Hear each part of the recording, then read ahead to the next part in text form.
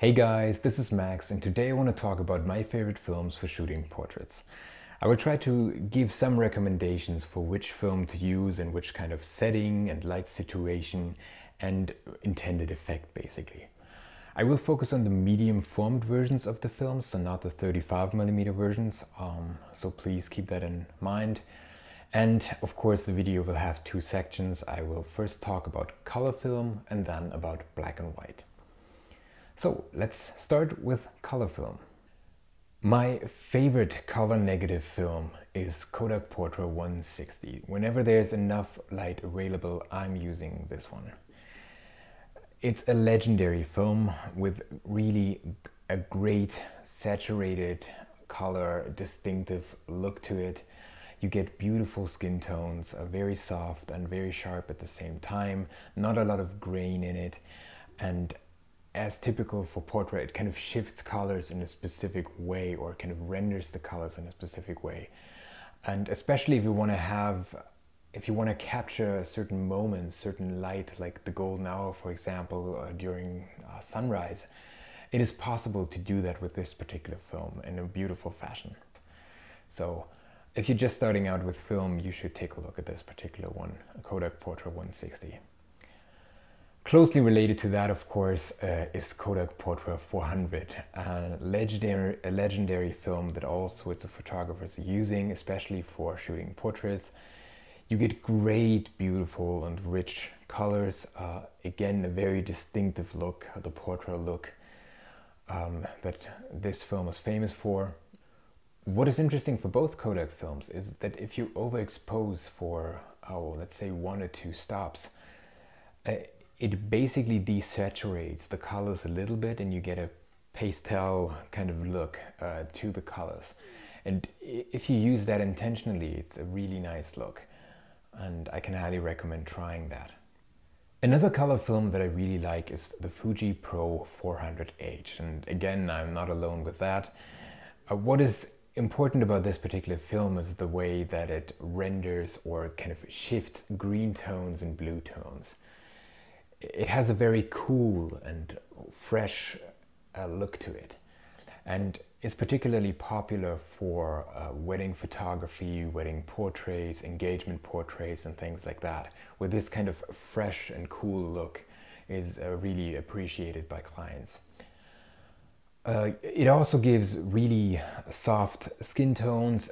Given that it's an ISO 400 film, you don't have a lot of grain. It's a really sharp and nice image that you get, and overall it's a wonderful film. The only thing is that I try to usually use it intentionally. So for example, when I shoot in nature situations with a lot of green background, then it's the perfect fit.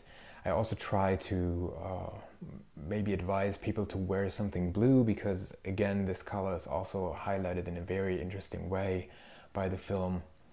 People with blue eyes, for example, blonde people with blue eyes and maybe something blue on them look just amazing in front of a green background, in my opinion. So that's the kind of setting that this film is perfect for. There is an ISO 160 version that's called the Fuji Pro 160 NS. That is also a great film and shares many of the characteristics of the 400H. One of the main differences is that the reds are kind of highlighted in a different fashion, and you should be careful if you have a subject with a kind of reddish skin tone. So you shouldn't use this particular film on people like that, because what might happen is that you have a perfectly fine image, but then you have a subject with whether you think the skin tone is a little bit too red for your taste. At least that has happened to me before. So the advice would be to go for the 400H instead and kind of, if possible, close your aperture a little bit. And another really great color film, not a color negative film, but a slide film, is the Fuji Provia 100F. It is a film that needs E6 development and is a slide film, so it means your exposure has to be spot on. There's no pushing or pulling this film, no chance about that. You just have to get it right, get it exposed in the right fashion, but then if you do, you really get great results. But you should be aware that this film gives you a really contrasty look, a lot of contrast in the result. And what I noticed is that certain tones of gray-green are kind of shifted towards blue, which can be really nice in the example, just like in the example that I'm showing you now, where it really brings out the eyes and actually kind of gray greenish wall in the background, or door that we see here in the background.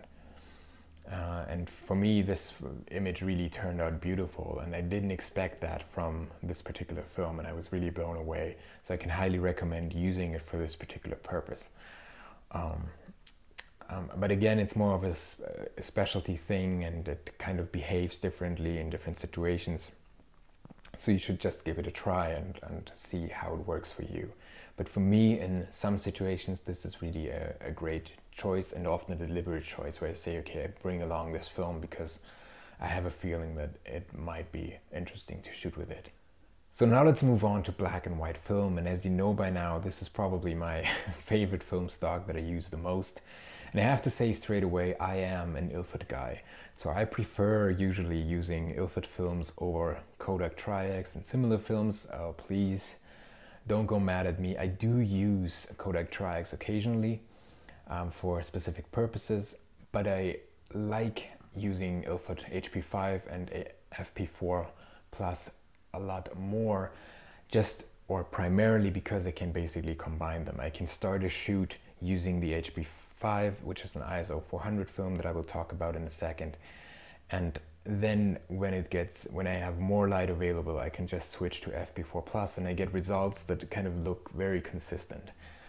And I don't have that with the Kodak Tri-X. There's no ISO 100 version that I could use instead. And the other Kodak black and white films like the T-Max and so forth with a specific T grain, that's usually not my cup of tea for medium format. Probably my favorite black and white film, and some of you might have noticed this already, is Ilford FP4 Plus.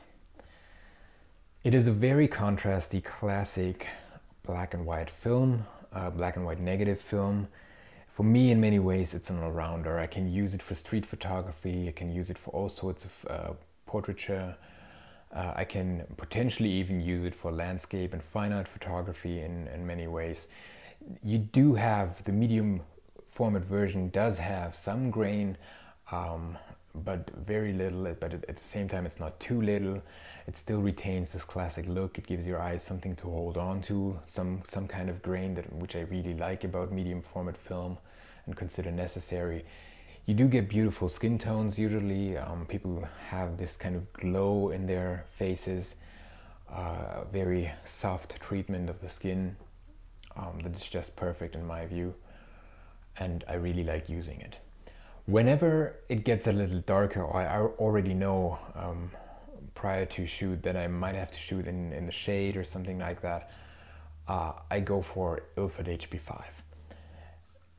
It is a classic reportage and street photography film used by many people out there, but it's also well suited for portraiture in my opinion.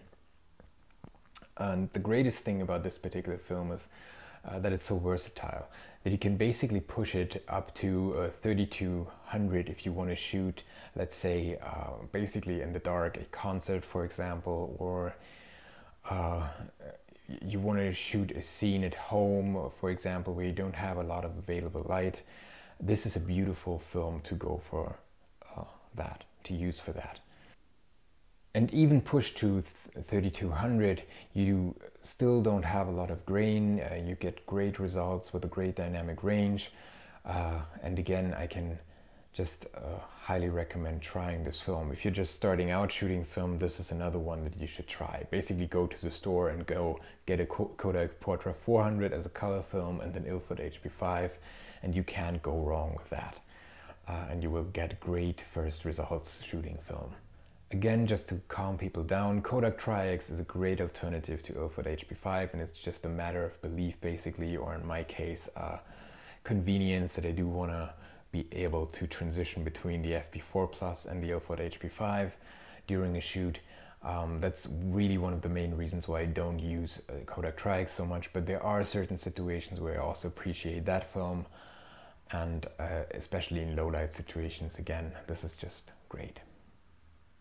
Another black and white film that I really like is the Fuji Neo Pan Acros 100.